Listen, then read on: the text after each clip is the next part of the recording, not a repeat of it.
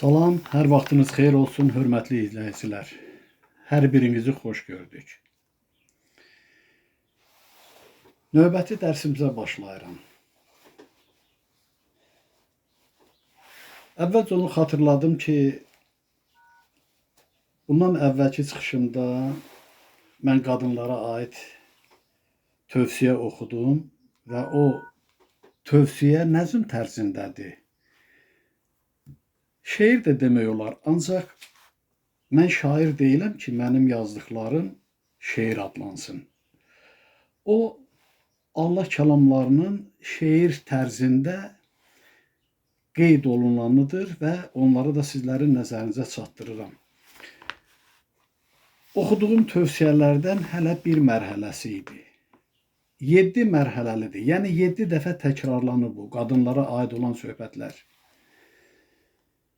İndi də o şərh yazanların və o cümlədən də bu şeiriyyat haqqında fikir söyləyən kəsin, hörmətli insanın xətrinə bir mərhələnin də, o mərhələ 4-cü mərhələdir, 6-cı tövsiyəsi də qadınlara aiddir.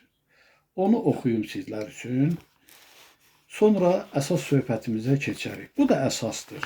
O hürufilər deyir ki,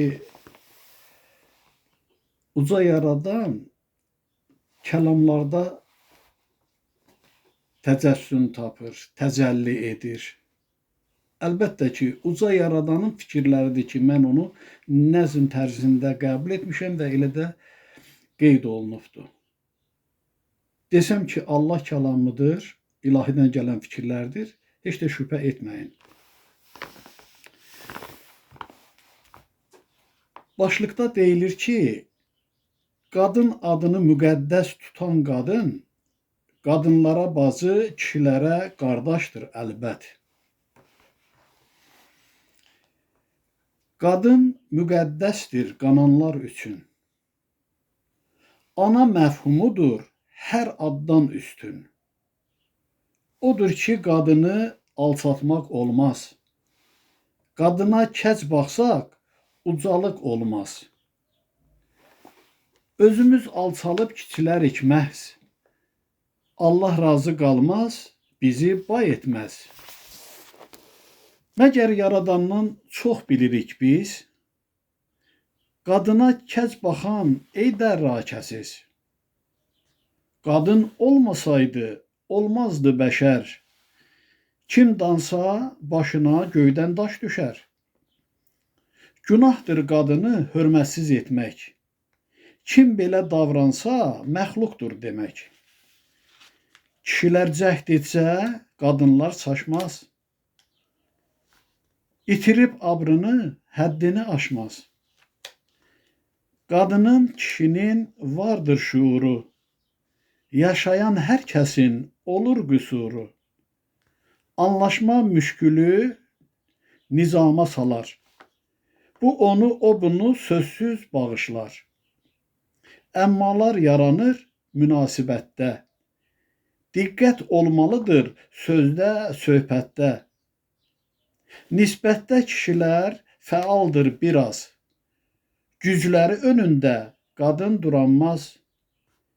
Kişilər bununla heç öyünməsin.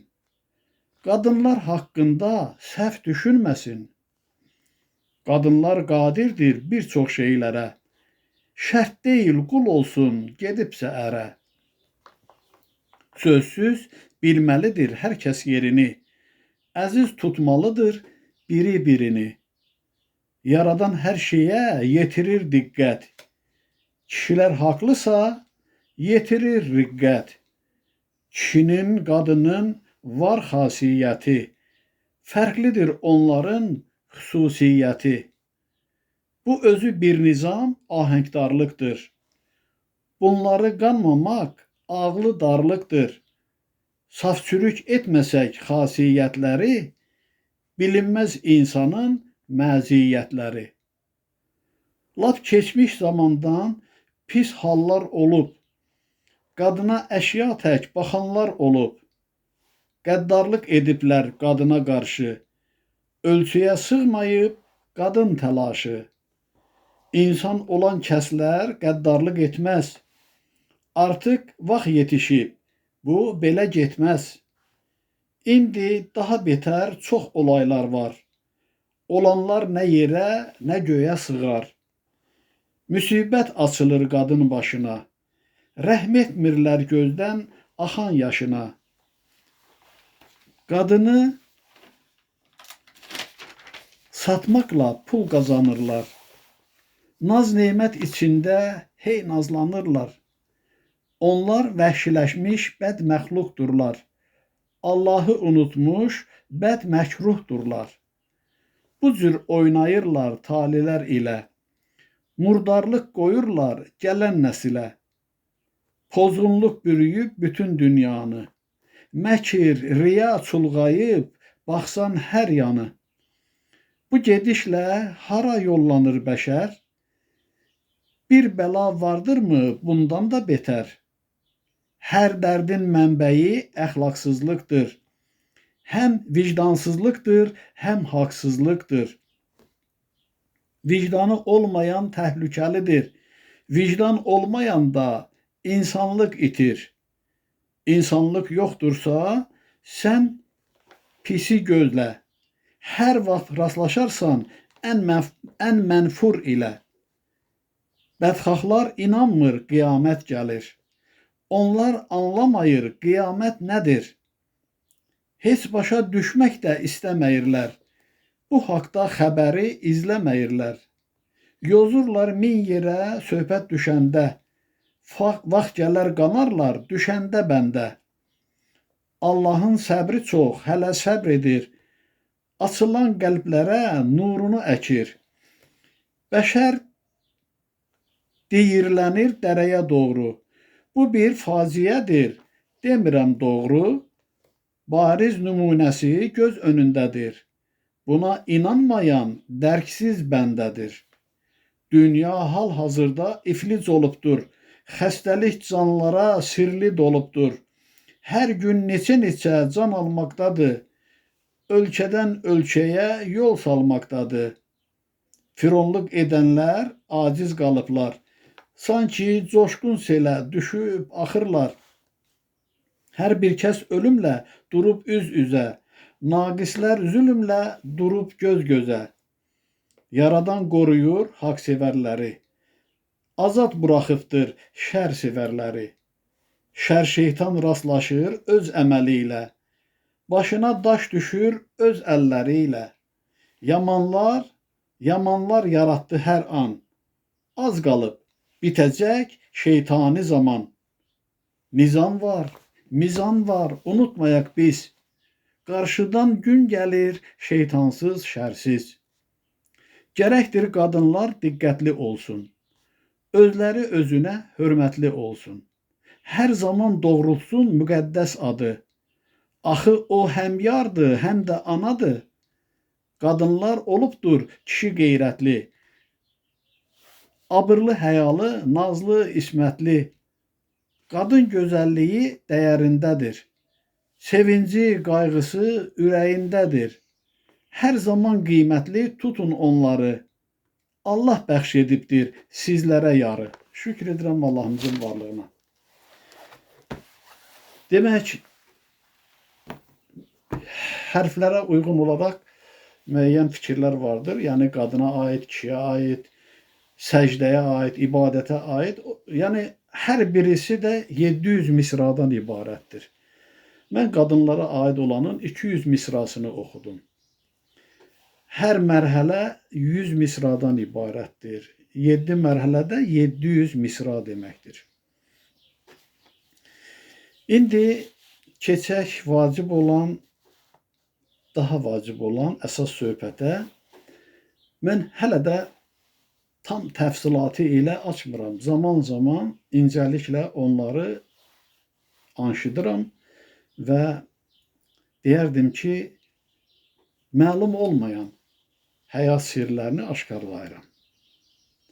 Diqqət kəsilək. Mən bir çox məsələlərlə və yaxud da ki, bənzətmələrlə, müqayisələrlə fikrimi sizlərə çatdırıram ki, fikir aydınlaşsın. Siz biləsiniz, söhbət nədən gedir.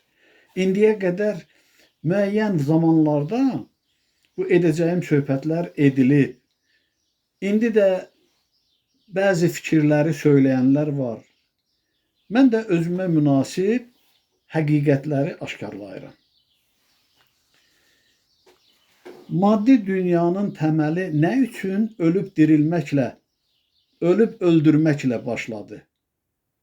Yəni Habil Qabil qardaşı Habili öldürdü.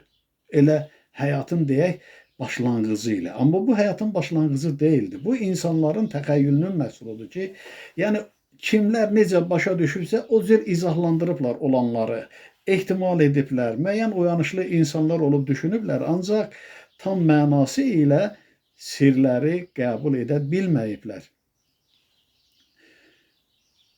Və bu qan qadaların maddi dünyada olması, davam etməsi bir əsas sirlə bağlıdır. Mən təkəbbürlü insan deyiləm, məni tanıyanlar bilirlər. O sualın cavabını məndən başqa bilən yoxdur. Bir Allahımız bilir, bir də mən bilirəm. Zamanı gələndə ona bir şey qalmayıb, ona hazırlıq gedir. Sizlərə mən onu aşkarlayacağım. Nə deməkdir bu? Niyə maddi dünya qan qada ilə başladı? Niyə bu qədər qırğınlar olub indiyə qədər? Hətta müasir devirdə belə özünüz görürsünüz. Gah senciyir, gah alovlanır.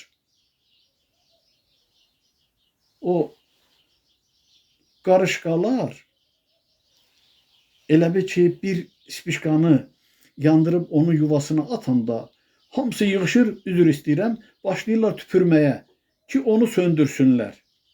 İndi dünyada baş verən bu müharibə ki var, davam edir, o getdikcə qızışır. İndi də Suriyada yenidən alovlanır. Bu insanlar da qarışqalar kimi tüpürcəklə onu keçirmək istəyirlər. Ən qüdrətli böyük dövlətlər belə yollar axtarırlar, tapa bilmirlər. Və atalar da deyir ki, yəni el məsələdə deyirlər bir dəli suya bir daş atdı, 100 ağıllı yığıldı, onu çıxardanmadı. Mən də demişəm ki, indi onu atanlar dəli deyirlər, ağıllı şərlərdilər. Onu planlaşdırıb atıblar çaya. O daşı da o özünü ağıllı bilənlər, böyük dövlətlərin rəhbərləri tapıb çıxarda bilmirlər. Ona görə ki, Allahın varlığına zid gedirlər. Qəbul etmək istəmirlər. Maddiyyat gözlərini yumub, özlərini mömin kimi göstərirlər. Eləsi var ki, kilsəyə gedir, eləsi var neçə dəfə həccə gedir. Xeyri yoxdur. Çünki təməl laxlayıb artıq. Maddi həyatla qeyri-maddi həyatın fərqi nədir? Onun fərqini deyə bilərsiniz. Ancaq onun kökündə həqiqət deyərdim ki, gizlənibdir. O fərq nədən və necə yaranıb? Niyə maddi həyatla mənəvi həyat, yəni qeyri-maddi həyat fərqlənir? O fərq nədən ibarətdir? Nədən yaranıbdır? Bu barədə düşünün. Və eləcə də kimlər istəyir düşünsünlər və lazım gəlirsə mənə öz fikrini bildirsinlər. Azərbaycan dilinin izahlı lüğəti kitabında yazılıb ki, maddi olan nədir? Yəni şuurdan asılı olmayaraq mövcud olan. Bunu o kitabı alimlər tərtib edibdir də. Cismani, fiziki, maddi varlıq, maddi aləm, maddiyə aid olan, yəni maddinin izahlarıdır, müəyyən qədər cavablarıdır. Amma yazılıb ki, şuurdan asılı olmayaraq mövcud olan. Sonra qeyri-maddi nədir bəs? Bu incəlikləri izahlandırıram ki, o deyəcəyim məsələ, fikri siz asanlıqla mənimsəyəsiniz. Üzr istəyirəm, bunu başqa cür başa düşməyin. Yəni asanlıqla başa düşəsiniz. maddi olmayan və yaxud da ki, mənəvi dediyimiz nədir o? Ruhdur, şuurdur, duyumdur, duyğudur, xəyaldır, məsləkdir, ləyaqətdir, heysiyyatdır, şərəfdir. Hansı ki, nə ələ gəlmir, nə dadı yox, iyi yox, nə də görünmür. Mənəvi, yəni qeyri-maddi dediyimizdir. İnsanın daxili, ruhi aləmi ilə bağlı olan mənəviyyatla əlaqədar, batini, qeyri-cismani, qeyri-maddi olandır.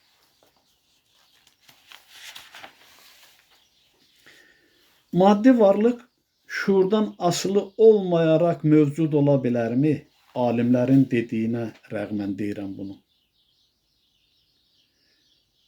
Göz gördüyü nə varsa, şuurun sayəsində mövcudluq tapmayıbmı? Niyə? Şuurdan asılı olan deyil. O həm asılıdır, həm asılı deyil. İndi onun mən izahlarını verəcəm. Nə ki, istifadə olunan ləvazimatlar, hərəkətli, hərəkətsiz qurğular, binalar, aqreqatlar, nəqliyyat vasitələri, gördüyümüz nə varsa hər şey,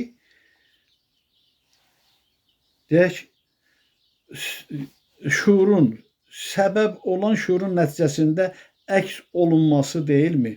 Yəni, nə ki, bunlar var sadaladıqların, səbəb olan şuurun nəticədə əks olunması deyilmi? Səbəblə yaradılıb da və nəticədə hasil olur. Fikir tamamlanmasa, o nəticə verməz, natamam olur. İstədiyini yaradırsan, o yaranmış artıq nəticə olur. Amma başlanğıc nədir? Səbəbdir. Bunlardan hansı birini inkar etmək olar? Nəticə varsa, demək o səbəblə yaradılıb, insan əli ilə, insan zəkası ilə. Hamısı zehni və fiziki əməklə bərqərar olub. Əvvəl düşünürsən, planlaşdırırsan ki, mən bunu yaradacağam.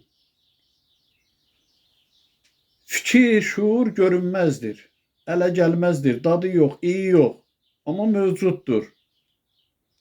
Onun təsdiqi nədədir? Həllini tapan işdə, gördüyümüzdə, hiss etdiyimizdə, qeyri-maddi olan maddidə özünü təsdiqləyir. Demək, onun iki mövcud varlığı vardır. Bir qeyri-maddi kimi, bir də maddi olaraq. Heç birini də bir-birindən ayrı tutmaq olmaz. Şuur qeyri-maddi, hasil olanlar isə maddidir və heç bir vəçlə də biri-birindən ayrı deyirlər. Bütün bunlar adi şuurun bəhrələridir. Niyə adi deyirəm? Bu yaradılışların hamısı insan zəkasının məhsuludur. Adi insanların yaratdıqlarıdır. Düşüncəsinin təzahür formasıdır. Bu adi həyatın nümayəndələri, adi insanlar, adamlar bu dediklərimi yaradıbdır. O ki, qaldı onların gücü çatmayan şeylərə, dağıdırlar, əridirlər, yerin o ürəyini çıxardırlar. Bu insan adlanan bəşər övladları. Amma dağları yaratmaq, çayları yaratmaq, dənizlərə, səma cisimlərinə və s. O ki, qaldı bunlara, onlar da şuurdan asılıdırlar. O şuurdan ki, adinin ali əksidir. Adi insanın ali əksi yaradandır. Uca Allahımızdır. Bax, insanın deyək ki, qadir olmadığı işlər ilahi tərəfindən həyata keçirilir. Adi şuurla ali şuurun fərqi nədir? Niyə biz adi şuura malikik? Bunu necə başa düşək? Amma elə manevrlər edəcəm ki, indi adi əsas götürüləcək yeri gələndə. Ali ilə adini ayırmaq olmaz. Yaranmış bəşər övladının yaradıcılıq qüdrəti də vardır. Və ali ilə adi ayrılmazdır. Bir üzü ali olanın o biri üzü adidir. Ayrılmaz olaraq. Mən əbəs yerə deməmişəm hələ neçə illər bundan əvvəl ki, insanın, bəşər övladının Allah qədər gücü vardır. Bəs niyə fərqlənib? Çünki o atdığı addımlarla haqdan uzaq düşüb, onun 100% şuurunun hüceyrələri qapanıblar zaman 100%-dən gəlib düşüblər 30%-li şuura. Ona görə adiləşiblər. Amma o hüceyrələr ki var, qapanıblar, yatıblar, onların da oyanma bir zamanı vardır. Və oyanır da. Və o adi insan zaman aliliyə gəlib çatır. Aliləşir. Bu həyatın gedişatıdır. Əvvəlcə onu sual edim ki, hər bir mövcudluğun iki təzahür forması yoxdurmu? Nəyi götürürsünüz, götürün. Məsəl üçün, bu əkslikdir. Gəlin düşünək bir anlıq. Şuur, qəlb. Düşüncə, his. Ağ, qara. İsti, soyuq. Astar, üz. Bərk, yumşaq. Ağır, yüngül. Ön, arxa. Yuxarı, aşağı. Pis, yaxşı. İşıq, qaranlıq. Sevinç, kədər və s. və ilaxirə istədiyimiz qədər sadalaya bilərik. Bizim diyarımızda günəş qürub edirsə, həmin məqamda, həmin zamanda o başqa diyarda oyanır, şəfəq saçır. Bir tərəfdə qaranlıq olanda, qaranlıq düşəndə, o biri tərəfdə işıqlanma gedir. Bir məqamda iki adı daşıyır, funksiyanı daşıyır. Birində deyirlər günəş qürub etdi, batdı. O birisində deyirlər ki, açıldı, şəfəq saçdı, oyandı. Birində ölür, başqa diyarda doğulur. Deyirik, günəş doğdu. O bir şeir var, uşaq vaxtı, yadımda da qalmır. Doğdu günəş qırmızı, can gülüm can. Elə belə deyilmir. O həqiqətdən qalan bir izdir. Və hər şeydə əksliklədir. Alinin əksi adi olan kimi. İndi ali adi əksliyi izahlandıraq. Mürəkkəblik sadəlikdən başlayıb. Bəlkə belə deyil. Hansı mürəkkəbliyi götürürsünüz, götürün.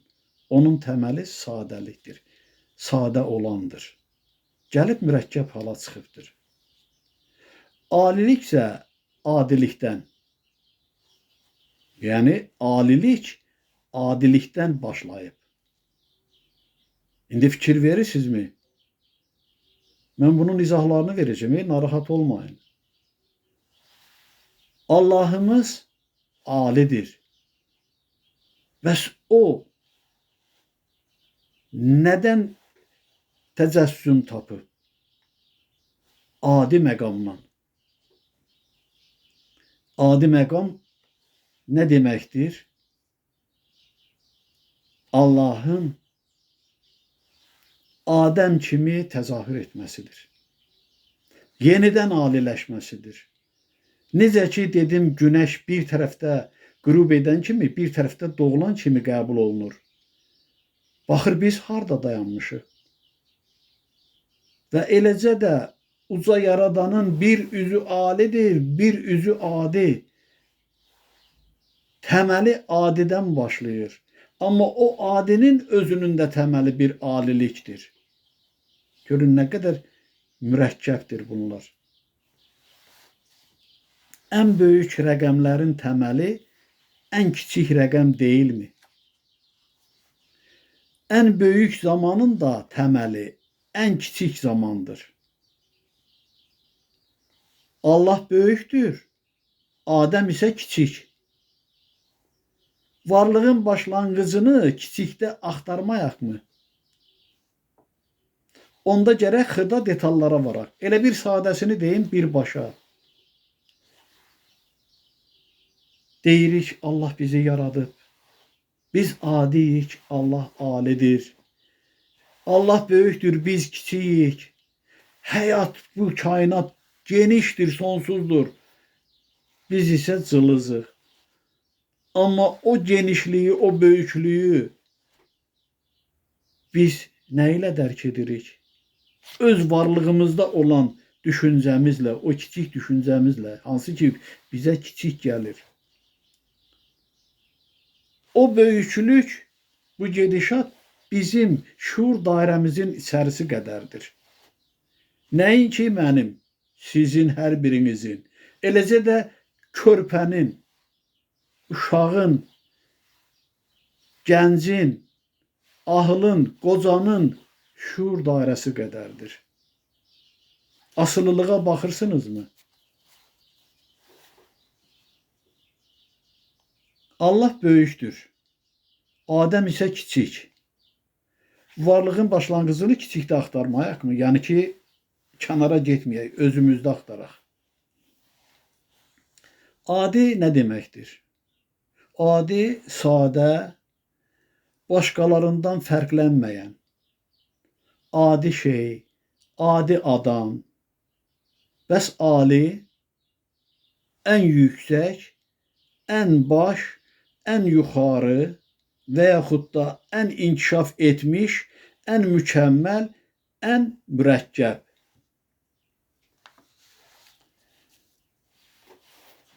Gəlin etiraf edək ki, adi olmasa qeyri-adilik maraq çəkməz. Mürəkkəb sadədən başlayır. Ən mükəmməl olan qeyri-mükəmməlin yüksək dərəcəsidir. Ucsuz bucaqsız bilinən bu aləm şuur dairəmiz daxilindədir.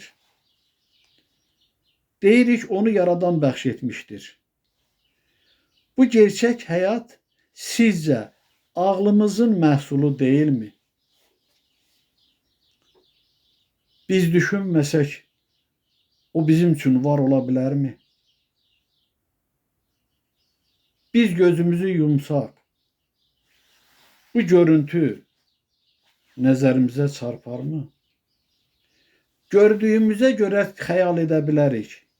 Amma o xəyalı gerçəkliyə çevirə bilmərik. O qüdrətimiz də vardır. Xəyal etdiyimizi gerçəkliyə çevirmək qabiliyyətimiz, gücümüz vardır, qüdrətimiz vardır. İndi o barədə də deyəcəm. O, ali düşüncənin bəhrəsidir, yoxsa adi düşüncənin? Deyirik ki, yəni ki, bu aləmi yaradan bəxş etmişdir. Bu gerçək həyat sizcə ağlımızın məhsulu deyilmi? İndi belə qəbul edək. O ali düşüncənin bəhrəsidirmi? Yoxsa adi düşüncənin bəhrəsidir?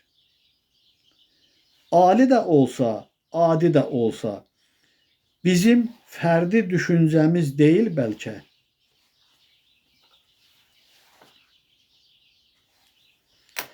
Kim özgənin ağlı ilə dərk eləyir aləmi? Heç kim.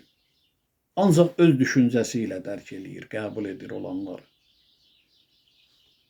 Uca yaradanla müqayisədə biz adi düşüncəyə malikik. Eləmi? İndi sayılmaz olan yuxuya diqqət edək. Biz üç aləmi təkrar-təkrar yaşayırıq, onu bir aləmdə qəbul edirik. Bu aləmdə. Onun biri gerçək həyat qəbul etdiyimizdir, başa düşdüyümüzdür. İkinci yuxu adlandırdığımızdır. Üçüncü də ölüm dediyimizdir. İndi yuxuya diqqət kəsilək. O aləmə qədəm qoyan kimi bu həyatın oxşarı ilə rastlaşırıq. Amma fərqləndirə bilmirik yuxuda. Belə bir sual da oxudum, kitabda var idi, yazılmışdı ki, uca yaradan bir anda yarada bilməzdimi bu dünyanı, bu həyatı? Və dini kitablarda yazılır ki, 6 günə, 7 günə yaradır, sonra istirahət eləyir. Və sual edilir ki, bir anda yarada bilməzdim, amma yarada bilər. İndi yuxunu nəzərinizə gətirin.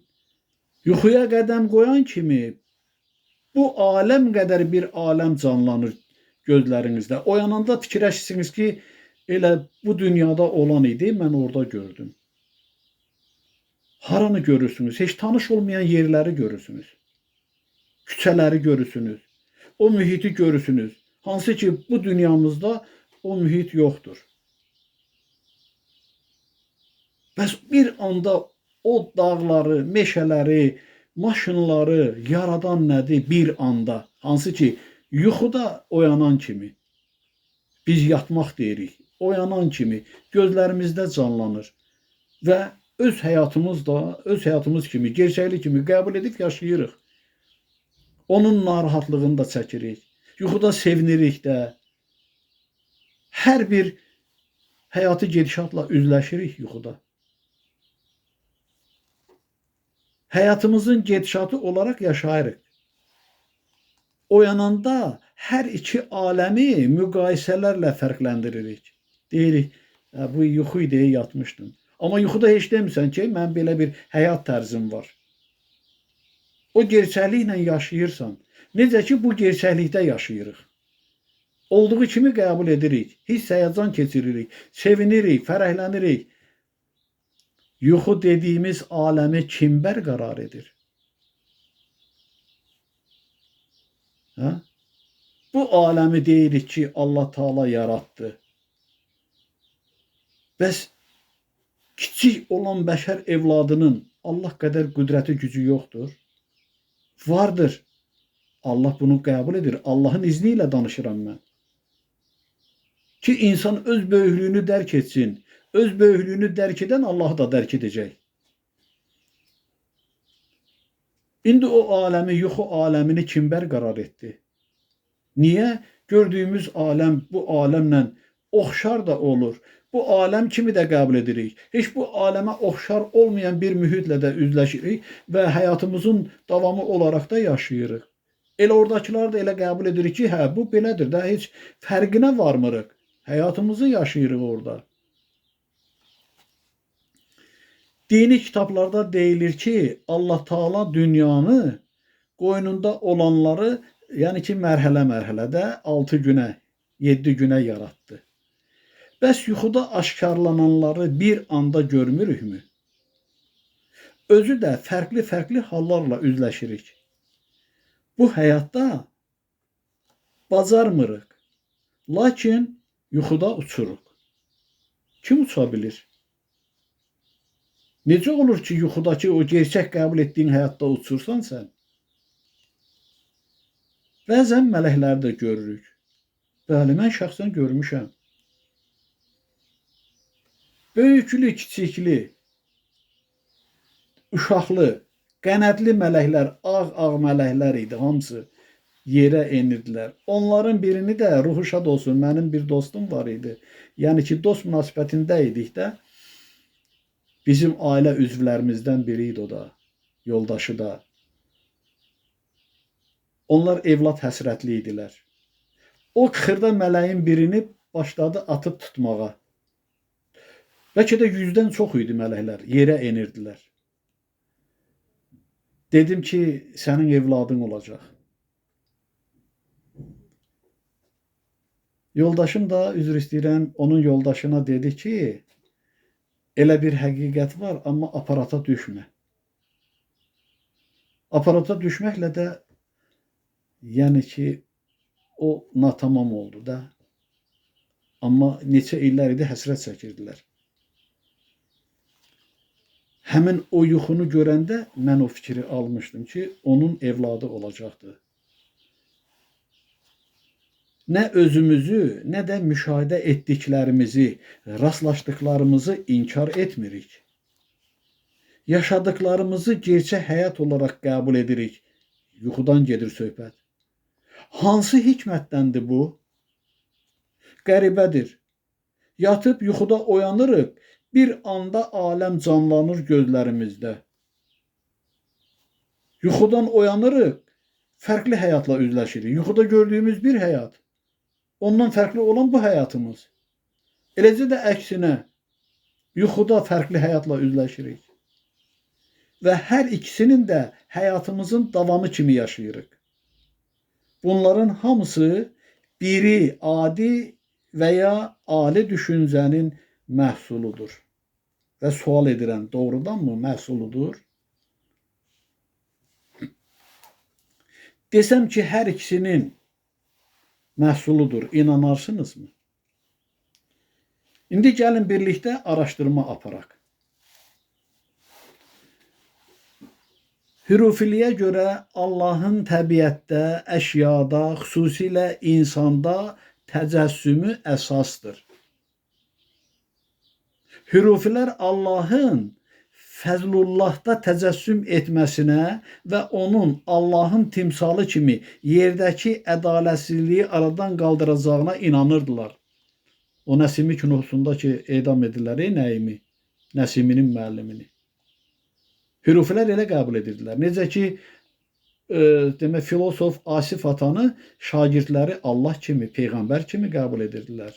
Əlindən öpməklə səcdəni elə bir ki, əks etdirirdilər. Səcdə əvəzi əlindən öpürdülər.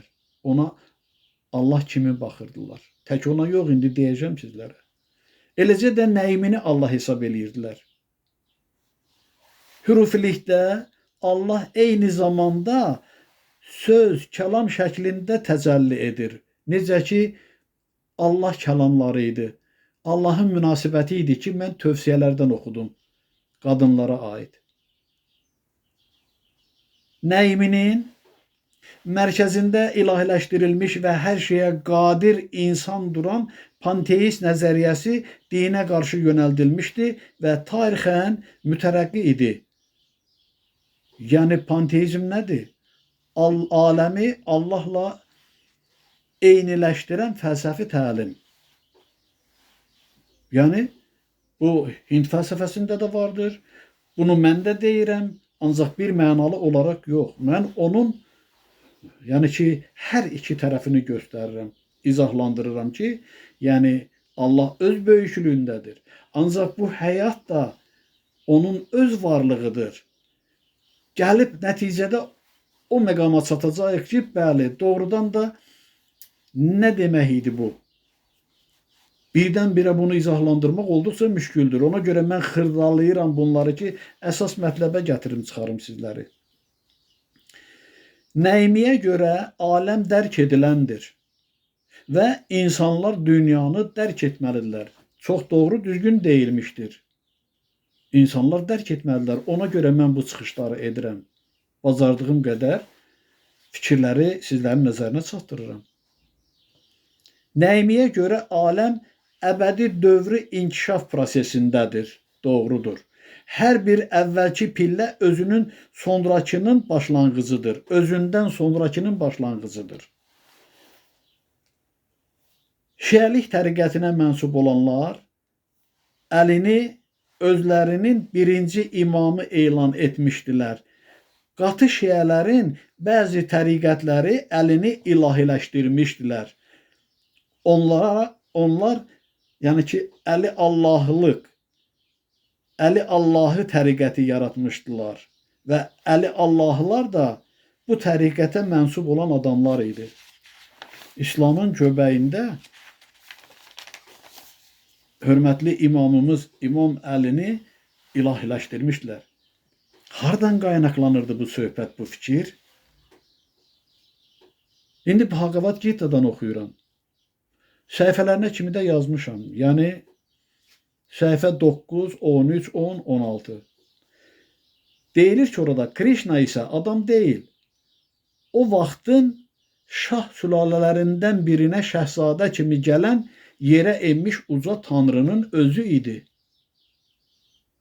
Sonra belə bir fikir də var. Uca tanrı Gita'nın tarixini, özünün maddi dünyaya vaxtaşarı gəlişlərinin məqsədini və əhəmiyyətini, eləcə də quruya müraciət etməyin zəruriliyini izah edirdi. Guru da, yəni ki, ruhani ustad deməkdir. Sonra deyilir ki, Həzrət Krishna Arjunaya ilahi görmə qabiliyyəti verir, bəsirət gözü açılır da və ona özünün heybətli, yəni heybətli deyəndə hörmət hissi ilə bərabər qorxu hissi doğuran zəhimli formasını, ucsuz bucaqsız kosmik kainat formasını göstərir. Beləliklə o özünün ilahi təbiətini qəti surətdə sübut edir. Krishna izah edir ki, onun insana bənzər cazibədar forması Tanrının ilkin formasıdır. Bu formanı insan yalnız saf, sədaqətli xidmət vasitəsilə görə bilər. Sonra qeyd olunub, bizim yeganə məqsədimiz, yəni burada yazılıb ki, indi deyəcəm onu, Bhagavad Gita'nı olduğu kimi təqdim etməkdir. Deyir, bizim məqsədimiz budur ki, Bhagavad Gita'nı olduğu kimi təqdim edək. Mötərizədə yazılıb ki, məhdudlaşdırılmış şagirdi Şri Krishna'nın hər Brahma günündə və ya 8 milyard 600 milyon ildən bir yerə gəlişindəki məqsədə yönəltmək üçün. Yəni o həqiqətə insanları inandırmaq üçündür. Bu Bhagavad Gita'da olan fəlsəfi fikirlər. Din tənəzzülə uğradıqda orada qeyd olunub, dinsizlik isə artaraq üstünlük təşkil etdikdə möminləri xilas, cinayətkarları məhv, dini prinsipləri bərpa etmək üçün Tanrı özü nazil olur. İndi Quran-ı Kərimdə Əl-Qiyamə surəsinin 22-ci 23-cü ayəsində deyilir, səhifə 604. O gün neçə üzlər sevinib güləcək, öz Rəbbinə baxacaqdır, Rəbbinin camalına tamaşa edəcəkdir. Hansı ki mən deyirəm, təşrif buyuracaq. Müqəddəs kitab Tövratda yazılıb, Yaradılış 2, səhifə 3, 27. Allah insanı öz surətində yaratdı. Allahın surətində yaratdı. Onları kişi və qadın olaraq yaratdı. Sonra İncildən Matta 28, səhifə 85. Fəqət 11 şagird Qalileyaya, İsa'nın onlara təyin etdiyi dağa getdilər. İsa'nı gördükləri zaman ona səcdə qıldılar. Fəqət bəziləri şübhə etdilər. İsa yaxınlaşıb onlara dedi, göydə və yer üzündə bütün hakimiyyət mənə verilmişdir. Kimə verilə bilər bu? Allaha. Və ona görə də xristianlar onu həm Allahın oğlu, həm də Allah kimi qəbul edirlər. Mən isə deyirəm, gözlədiyimiz məsələlər öz həllini tapdıqdan sonra uca yaradan yerə təşrif buyuracaq. Hal-hazırda onun gəlişinə ilahi qüdrətlər tərəfindən əsaslı hazırlıq işləri görülür. İlk öncə Allaha sadiq oyanışlılar seçilib yetişdirilirlər indiki zamanda. Bu söhbətimiz vaxtımıza görə də burada yekunlaşır. Hər birinizə təşəkkür edirəm. Və o cümlədən də sizinlə bərabər ilahi varlıqlara təşəkkürümü izhar edirəm. Ana yurdumuza, ana torpağımıza, ana vətənimizə təşəkkürlüyəm. Şükr edirəm Allahımızın varlığına, minnətdaram Allahımıza əbədi olaraq və əbədiyyən də o uca varlığın səcdəsindəyəm. İnsanlara həqiqəti çatdırmaq üçün bu pillələrlə, izahlarla məlumatlar verilməlidir. Mən də onu zaman-zaman sizlərə çatdırıram. Allahımızın izni ilə, iradəsi ilə şükr edirəm varlığına bir daha. Sağ olun, salamat qalın. Növbəti görüşümüzə, söhbətimizə dək.